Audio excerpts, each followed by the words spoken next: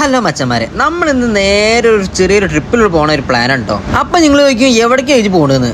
പറയാം, നമുക്ക് പിന്നെ കാറില്ലാത്തതുകൊണ്ട് എവിടെ പോലും നമ്മൾ ട്രെയിനിൽ പോകാൻ പറ്റുള്ളൂ. ഇവിടെ എങ്ങനെ ട്രെയിൻ ടിക്കറ്റ് എടുക്കുക എന്നുള്ള കാഴ്ചകളാണ് നിങ്ങളിപ്പോൾ കണ്ടുകൊണ്ടിരിക്കുന്നത്. നമ്മൾ ATM-ലൊക്കെ നാട്ടിൽ പൈസ എടുക്കില്ല, അതേ സെയിം സെറ്റപ്പ് ഇവിടെയും. നമ്മളാണെങ്കിൽ നേരത്തെ കൂട്ടി സ്റ്റേഷനിൽ വന്ന് ഇരിക്കാൻ തുടങ്ങി. അപ്പോൾ ഓരോരോ വണ്ടികൾ ഇങ്ങനെ പോണത് കണ്ടുകൊണ്ടിരിക്കുക നമ്മുടെ പണി. രാവിലെ ആയതുകൊണ്ട് തന്നെ സ്റ്റേഷനിൽ അത്യാവശ്യം തിരക്കൊക്കെ ഉണ്ട് കേട്ടോ. എല്ലാവരും ജോലിക്ക് പോകണം, പണിക്ക് പോകുന്ന ആൾക്കാരായതുകൊണ്ട് നല്ല തിരക്ക്. ഏത് ട്രെയിനിലാണ് എപ്പോൾ പോകണമെന്നൊന്നും ഓനറിയില്ല. അവസാനം നമ്മൾ കാത്തുനിന്ന് നമ്മുടെ നനച്ച വണ്ടി വരാൻ തുടങ്ങി കേട്ടോ. ഇതാണ് നമ്മുടെ നനച്ച വണ്ടി.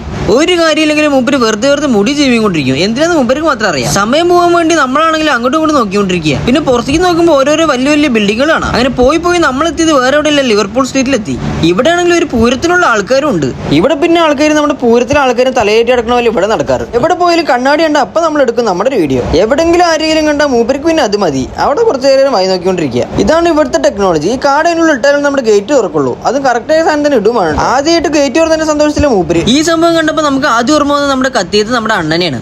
ഈ കാണുന്നതാണ് ട്യൂബ്. ഇടിമിന്നലിനെക്കാട്ടിലും വേഗത്തിലാണ് ട്യൂബ് പോവുക. ഏത് വണ്ടിയിൽ പോകേണ്ടത് നമുക്കറിയാത്തത് കൊണ്ട് കുറെ വണ്ടികൾ നമ്മുടെ മുന്നിൽ കൂടെ പോയിക്കൊണ്ടിരുന്നു. നമ്മളാണെങ്കിൽ എല്ലാ വണ്ടിയും വരുന്നതും പോകണമെന്ന് നോക്കിക്കൊണ്ടിരിക്കുന്നു. അവിടെ അവസാനം ഈ നിൽക്കുന്ന മച്ചാനെ പറഞ്ഞു, മക്കളെ നിങ്ങൾ ഈ വണ്ടിക്ക് കയറിക്കോളി, നമ്മൾ ഡ്രോപ്പ് ചെയ്യാറുണ്ട്. ഒരു തേങ്ങ അറിയില്ലെങ്കിൽ മൂപ്പന്റെ ഇരിപ്പ് കണ്ടാണ്ടല്ലോ എല്ലാം അറിയണ പോലെയാണ്. അങ്ങനെ വണ്ടി കൊണ്ടുപോയിട്ട് മൂപ്പര് എവിടെ കൊണ്ടുപോയിട്ട് ഇവിടെയാണ് മക്കളെ നിങ്ങളുടെ സ്റ്റോപ്പ് കൊണ്ട് ഇവിടെ ഇറങ്ങിക്കുക പറഞ്ഞു. എന്നാൽ പിന്നെ ശരിയുണ്ട്, നമ്മളതിന് പുറത്തിറങ്ങി നടക്കാൻ തുടങ്ങി. അപ്പോഴാണ് വേറൊരു ട്വിസ്റ്റ് നമ്മൾ മനസ്സിലാക്കിയത്. നമ്മുടെ ട്രെയിൻ 2 മിനിറ്റിനുള്ളിൽ എത്തും പറഞ്ഞു. എന്നാൽ പിന്നെ സൗരവ് പറഞ്ഞു ഓടിക്കറാ പറഞ്ഞു. പിന്നെ നമ്മൾ ഒന്നും നോക്കിയില്ല, സ്പോർട്സിൽ ഓടണ പോലെ കൊണ്ട് ഓടാൻ തുടങ്ങി. അങ്ങനെ കഷ്ടപ്പെട്ട് ഓടിയിട്ടാണെങ്കിലും ട്രെയിൻ കിട്ടി. സീറ്റ് നമുക്ക് എവിടെങ്കിലും കയറിയിരിക്കാന്ന് നമ്മൾ പറഞ്ഞു. എന്നാൽ പിന്നെ ശരിയുണ്ട്, വലിയൊരു സീറ്റ് തന്നെ നമ്മൾ കയറിയിരുന്നു. ഏകാന്തതയിലൂടെ അയവിറക്കിക്കൊണ്ടിരിക്കുകയാണ് നമ്മുടെ സൗരവ്. ഇനി എന്തൊക്കെ ഉണ്ടാവും നമുക്ക് കണ്ടന്റ് അറിയാം. എല്ലാവർക്കും അടുത്ത വീഡിയോ കണ്ടുവരിക്കും. ബൈ.